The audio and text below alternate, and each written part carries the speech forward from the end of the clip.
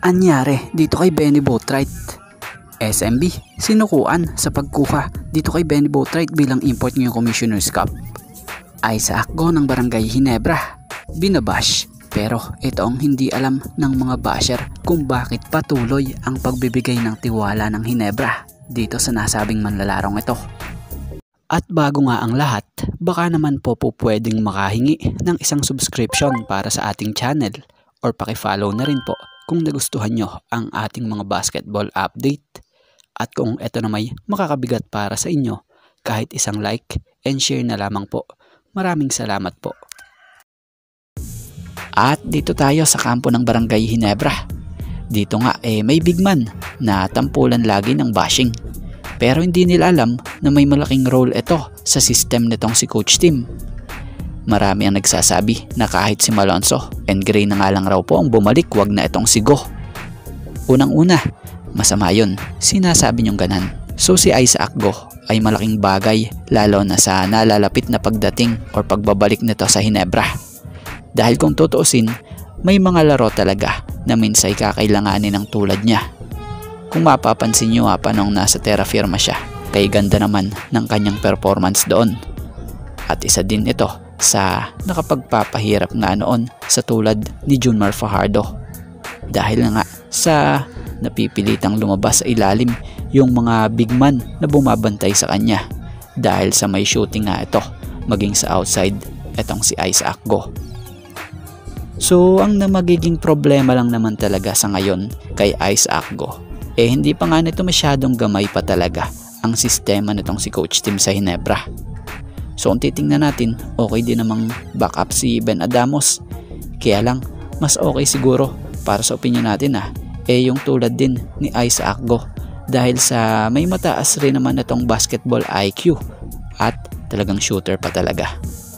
So yun. Speaking of Benny Boatwright, mukhang hindi tayo makakakita ng Benny Boatwright ngayong PBA Commissioner's Cup sa SMB. Dahil magpahanggang ngayon, wala pang response muli or update patungkol sa status ni Benny. Aminado ang kampo ng SMB na si Benny Boatwright nga raw talaga ay siyang import talaga nila sa PBA Commissioner's Cup dahil batay sa latest report, that was around October ang sabi ni Benny. Di pa siya ready to fly in. Baka nga December daw ready na siya. Pero hanggang ngayon nga raw, wala pa rin nga raw itong si Benny.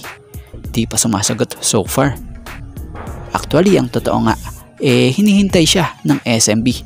Dahil nga ngayong conference nga raw siya talaga ang import choice nila. Kaya lang lumipas nga raw ang buwan simula nang mag-attempt silang kunin si Benny. Nagkaroon nga sila rin ng patuloy na paghahanap ng import. Dumaan na nga dyan sa kanila si Quincy Miller, Torrey Jones at itong si Jabari Narcis. Tapos magpahanggang ngayon, hindi pa rin raw sumasagot ang nasabing manlalaro na kung sa ay sinabi pala ng source ay dito na mag-training at mag-rehab na kung sa ay hinihintay talaga siya.